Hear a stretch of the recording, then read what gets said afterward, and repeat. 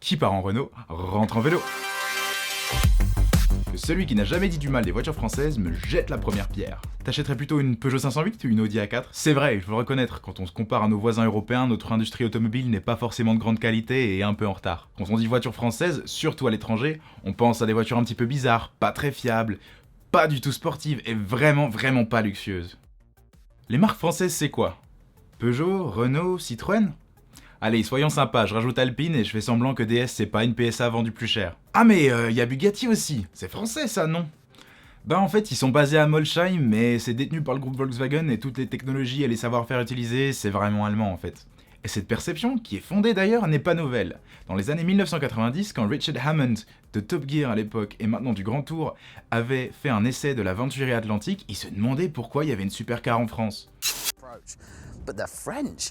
Surely it's all agricultural little runabouts.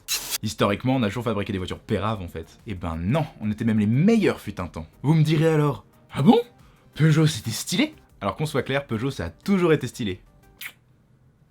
Petit cœur sur ce show. Mais en fait non, Peugeot n'a jamais vraiment été une marque de luxe. Ils ont fait un peu de sport au début du XXe siècle, mais c'est tout. Vous connaissez tous Bugatti, l'exception à la règle dans les tacos de pécor français, pas vrai ? C'est faux. En fait, on avait plein de marques de luxe et de sport.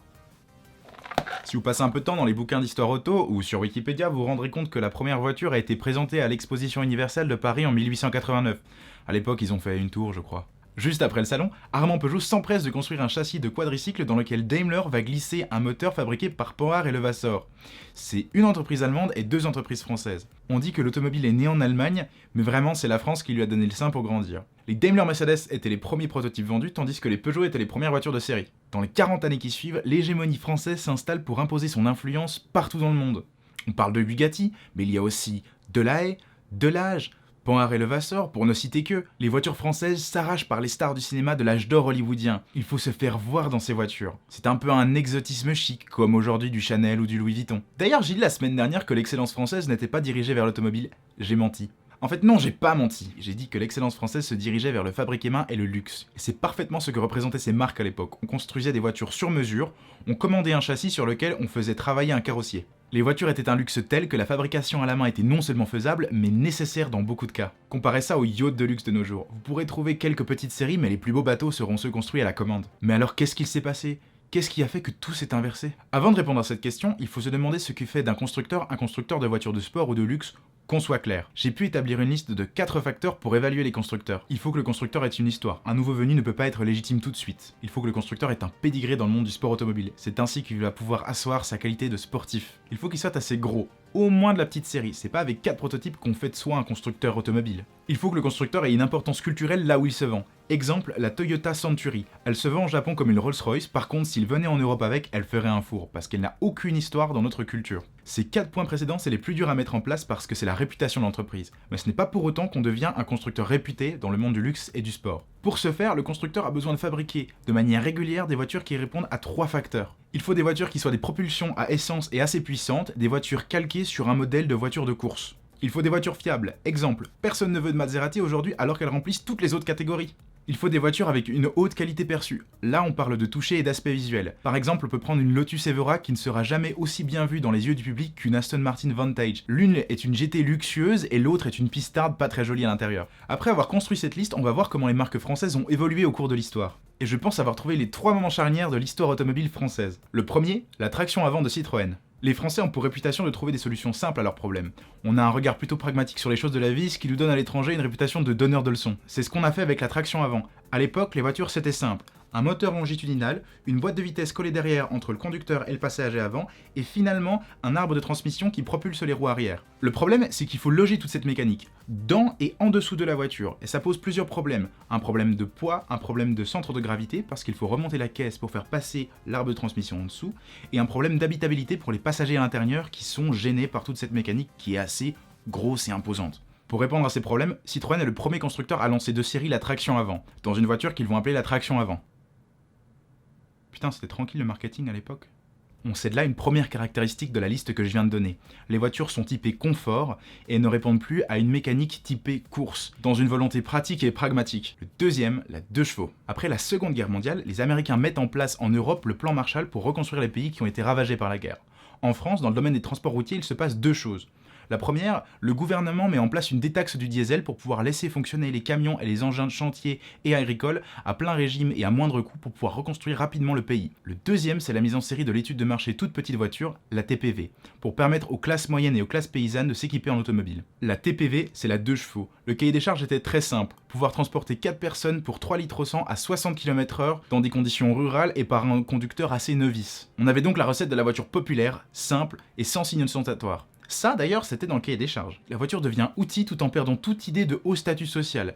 La 2 chevaux n'est pas un luxe mais une nécessité pour beaucoup de monde. Les voitures populaires perdent alors la notion de qualité perçue et de luxe. Pour les constructeurs français c'est un autre point de perdu par rapport à la liste que j'ai établie. Le troisième et le pire, le diesel. Je vous ai parlé de Jacques Calvet dans ma précédente vidéo. J'ai dit qu'à cause de lui on roulait tous au diesel aujourd'hui en France. Mais c'est qui Jacques Calvet? Jacques Calvet, il est né en 1931, il est passé par l'ENA et il a été le conseiller de Valéry Giscard d'Estaing quand il était ministre des Finances de 1959 à 1974. Jacques Calvet assistait Giscard dans beaucoup de ses missions. Il était tellement puissant qu'on le surnommait le vice-ministre. En 1983, il prend les rênes du groupe PSA qui est alors à 30 milliards de francs de dette. Il restructure l'entreprise et remercie énormément d'employés. Pour sauver le groupe, Peugeot avait la 205 dans les cartons, mais Peugeot avait aussi un autre joker dans sa poche. À l'époque, le monde est en train de changer par rapport à l'automobile. Après les chocs pétroliers de 1973 et 1979, on commence à prendre au sérieux la question de l'économie de carburant. On crée un troisième choc. Peugeot et Mercedes, une fois de plus, étaient les deux seuls constructeurs à l'époque à avoir développé des moteurs diesel pour voitures. La plupart des constructeurs à l'époque n'étaient pas capables de faire de petits moteurs diesel. C'est dur de faire de petits moteurs diesel car l'explosion diesel a besoin de beaucoup plus de pression et de chaleur que l'explosion à essence. Il faut donc des blocs moteurs fabriqués en fonte,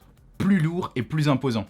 Et c'est pour ça qu'on les réservait aux camions et aux engins de chantier parce qu'ils avaient la place sous le capot. Mais le diesel, de par sa haute pression d'explosion, avait l'avantage d'avoir une meilleure combustion, ce qui le rendait plus économique que l'essence. C'est pour ça que Peugeot et Mercedes l'avaient développé. Ils les installaient dans les taxis, car les taxis avaient besoin de moteurs qui consomment peu, car ils étaient très regardants sur le prix du carburant. Jacques Calvet, comme on a pu le voir et au déplaisir de bon nombre de nouveaux chômeurs, était un homme pour le moins pragmatique, et il décida avec Renault de créer un lobby pour rabaisser une fois de plus la taxe sur le diesel. Il obtient la détaxe du diesel et s'en va mettre en vente la 205 diesel en septembre 1983. Et la 205 finalement, qui ironiquement dans sa version GTI est la française sportive la plus respectée dans le monde, est le modèle qui signe un point de non-retour dans l'industrie automobile française. Parce que jusqu'alors, la voiture de Monsieur Tout-le-Monde tirait ses différents traits techniques du développement pour la course, qui descendait ensuite vers les voitures de luxe et qui ruisselait enfin vers les voitures économiques. Les freins disques par exemple, ils ont été utilisés pour la première fois par Jaguar au Mans en 1953.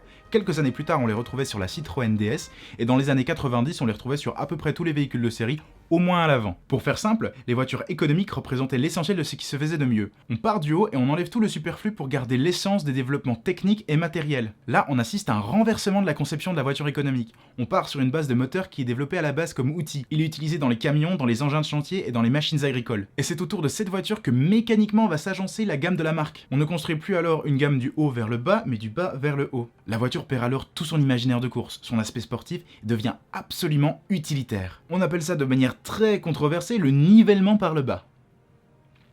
Selon ma petite liste, ça fait un troisième mauvais point pour la conception de la voiture, qui n'est plus basée sur le concept d'une voiture de course, mais sur le concept d'un outil.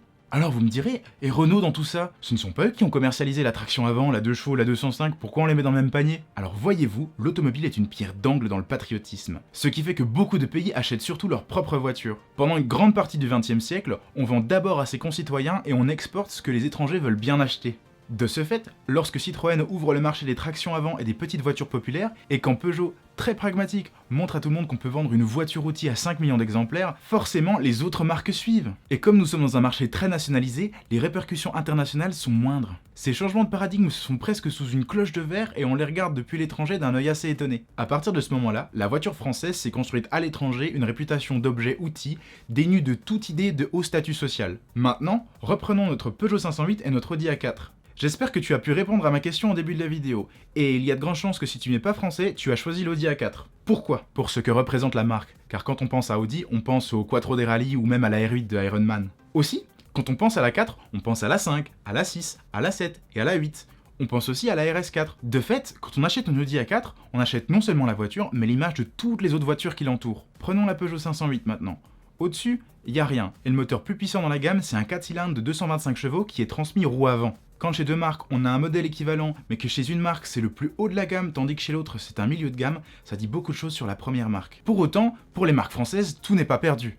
La preuve, PSA essaie de nous vendre une voiture de luxe avec sa DS, avec une segmentation du marché à la GM en inventant une marque de toutes pièces d'un jour à l'autre, sans vraiment avoir de question de fond. À mon avis, Peugeot dans le groupe PSA est la marque qui remplit les 4 premiers facteurs importants, et il ne leur suffirait que de créer des voitures à l'eau pendant une vingtaine d'années pour se retrouver dans la même situation que Audi aujourd'hui. Allez voir la vidéo de POA au salon de l'automobile 2018 à Paris. Ils disent que la 508 est une voiture plus judicieuse pour porter le premium français que la marque DS. C'est à vous de voir. Le lien est juste ici. À mon avis, si PSA veut retourner aux USA, ils ont toutes les cartes en main. Il faut juste qu'ils comprennent qu'un produit image n'est pas juste un gouffre financier, mais c'est une bonne note sur un CV qui pourra bien se vendre à l'étranger. Merci de votre attention. La semaine prochaine, je vous retrouve pour une vidéo qui parle d'une arnaque qu'on voit en ce moment sur Facebook sur la consommation d'essence.